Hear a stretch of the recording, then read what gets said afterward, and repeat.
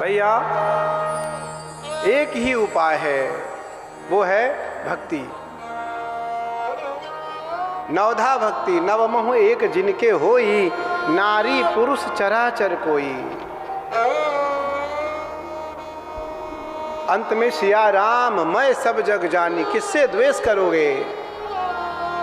सिया राम मैं सब जग जानी, हो सिया राम मैं सब जग जानी, हो सिया राम मैं सब जग जानी, सिया राम मैं सब जग जानी, करहु प्रणाम जोरी जुग पाई, करहु प्रणाम जोरी जुग पाई। सब में राम में है।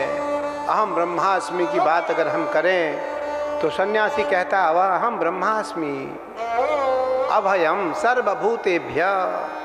मैं सबको भयमुक्त करता हूँ, मैं सबको भयमुक्त रखना चाहता हूँ, मैं स्वयं को भी भयमुक्त रखता हूँ।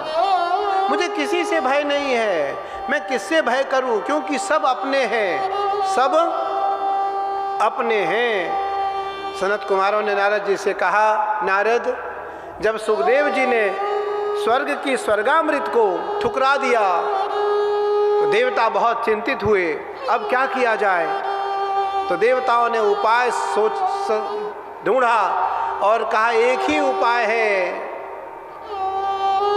वो उपाय है भक्ति के समीप जाना, वो उपाय है श्रीमद् भागवत जी को स्वीकार कर लेना। तो श्रीमद् भागवताख्योऽयं प्रत्यक्ष कृष्ण एव हि स्वीकृतोऽसि मया नाथ मुक्त्यर्थं भवसागरे।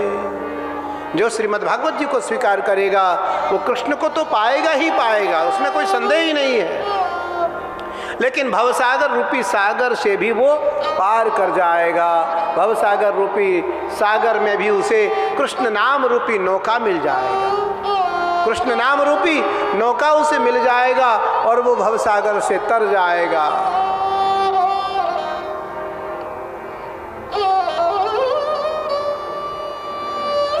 नारद जी आज अत्यंत आह्लादित हैं, नारद जी आज अत्यंत प्रसन्नचित हैं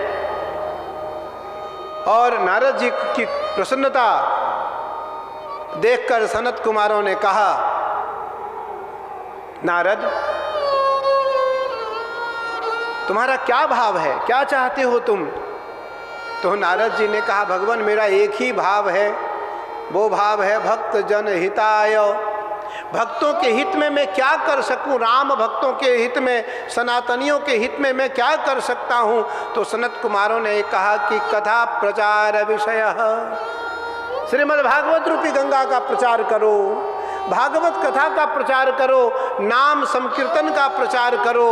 और नाम संकीर्तन को, क्योंकि गंगा गंगोत्री से निकलती है, गंगा सागर में जाकर समाती है, 2552 किलोमीटर गंगा बहती है और गंगा गंगोत्री से निकल करके 362 गांवों को, 367 शहरों को तारती हुई, उद्धार करती हुई गंगा गंगा सागर में जाकर समाती है। लेकिन श्रीमद् भागवत रूपी गंगा सैकड़ों हजारों करोड़ लोगों को तारती है और सैकड़ों हजार करोड़ गांव को, सैकड़ों हजारों गांव का उद्धार करती है। और श्रीमद् भागवती रूपी गंगा घर घर में जाकर के पवित्र करके खुद आती है, खुद आती है। साधु किसी घर में जाता है तो वो सत्संग करता है, साधु किसी घर में जाता है तो भजन करता है, साधु किसी घर में जाता है तो नाम संकीर्तन करता है, साधु किसी घर में जाता है तो अपने आराध्य का जप करता है, साधु किसी घर में जाता है तो अपने आराध्य का पूजन करता है। उस घर को ही नहीं, आसपास पड़ोसियों को पावन करके साधु वापस अपने स्थान को वापस आता है।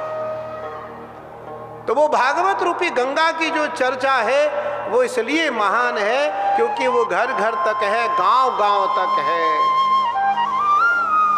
सुखदेव जी ने कहा मैं तो श्रीमद् भागवत रूपी कथा अमृत को नहीं दूंगा और मैं इस कथा अमृत का पान परीक्षित को करा करके ही रहूंगा और परीक्षित के माध्यम से मैं सभी सनातनियों को पान कराऊंगा, सभी सनातनियों को पान कराऊंगा।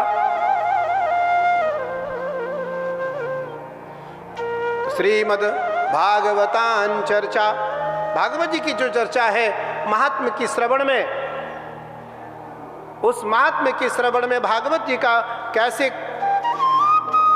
भागवत वाचन हो, भागवत पीठ की क्या संख्या हो, भागवत मूल पाठ करने वाले विद्वान कैसे हों, भागवत जप करने वाले कैसे हों, भागवत के यजमान कैसे हों, भागवत के मूल श्रोता कैसे हों, भागवत श्रवण करने वाले जो श्रोता हैं वो कैसे हों, भागवत का पंडाल कैसे हो, भागवत का उपाख्यान कैसे हो, भगवान भागवत की नीति नियम क्या हो और भागवत कथाकार भी कैसे हों। तो सबसे पहले तिथि वार, योग लगन ग्रह वार तिथि सकल भय अनुकूल। सबसे पहले योग, लगन, ग्रह, वार और तिथि, ये पांचों को देखा जाए कि पांचों अनुकूल है या नहीं, तब कथा का तिथि रखी जाए, कथा की तिथि रखी जाए। और कथा की तिथि के बाद कथा का जो मूल पाठ है उस मूल पाठ करने के लिए वैयाकरणे समाभाष्य विद्वांसो विद्वतः, जो वैयाकरणी विद्वान हैं, व्याकरण पढ़े हुए हैं, उनको मूल पाठ के लिए बिठाया जाए। और फिर विष्णु सहस्त्र नाम संकीर्तनम, विष्णु सहस्त्र नाम का पाठ हो। गणपतिम मूल मंत्रम जपेत, गणेश जी के मूल मंत्र का जप किया जाए। गणपति अथर्वशीर्ष पाठम, गणपति अथर्वशीर्ष का पाठ हो। निर्मितम वेदिका जातः, सारे वेदियों का निर्माण किया जाए। नवग्रह पूजयेत विद्वांसः, नवग्रह का पूजन करें विद्वान। अखंड ज्योति, अखंड ज्योति स्थापित करें। कटि वस्त्रम धारयेत यजमानः, जो मुख्य यजमान हो वो कटि वस्त्र धारण करें। अगर बिना सिला हुआ वस्त्र धारण करें तो बहुत अच्छा, नहीं तो अगर सिला हुआ पहनते हैं तो नूतन वस्त्र पहने। शौचम वस्त्रान परित्यागः, शौच के उपरांत वस्त्र का त्याग कर दें, उस वस्त्र के साथ पुनः कथा श्रवण करने न आए। भूमिम विलेप्य, भूमि को लेप करके भूमि पर शयन करें। यदि भूमि पर शयन नहीं कर सकते तो जो पट्टिका है, जो बिस्तर है, बेड है या तख्त है, वो नूतन हो, नया हो, उस पर और कोई सोया हुआ ना हो।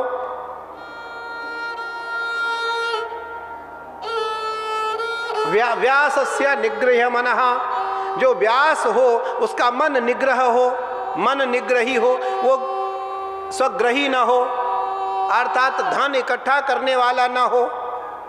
त्यागी हो, विरक्त विषयोत्यागी ही, वो विरक्त हो, विषय से अलग हो, कामी न हो, क्रोधी न हो, लोभी न हो, लालची न हो, दंभी न हो, कम से कम 5 चीज तो उसमें ना हो।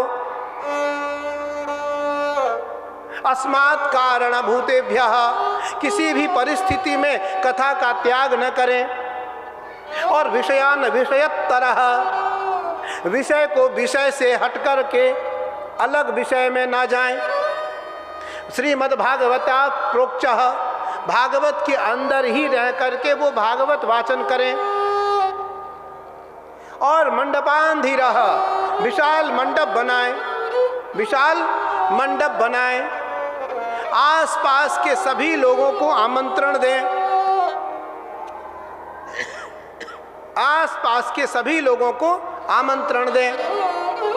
आप देखिए इस कथा के यजमान हमारी बहन सारिका जी, हमारी माता जी अंगूरी गुप्ता जी, सब श्रेष्ठ, दुनिया के जो बड़े श्रेष्ठ भक्तजन हैं वो इस कथा के यजमान हैं, कथा के यजमान हैं। हम तो सन्यासी हैं भैया।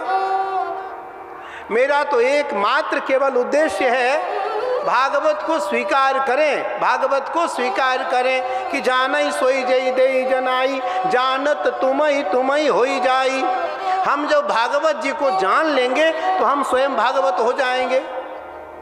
लेकिन जब तक हम भागवत जी को नहीं जानते, भागवत जी को नहीं जानते, तब तक हम भागवत सुनाने लायक नहीं हो सकते।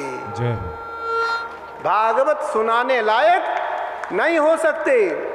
इसलिए इस फल को बताने से पहले इस फल को हमें स्वीकार करना पड़ेगा।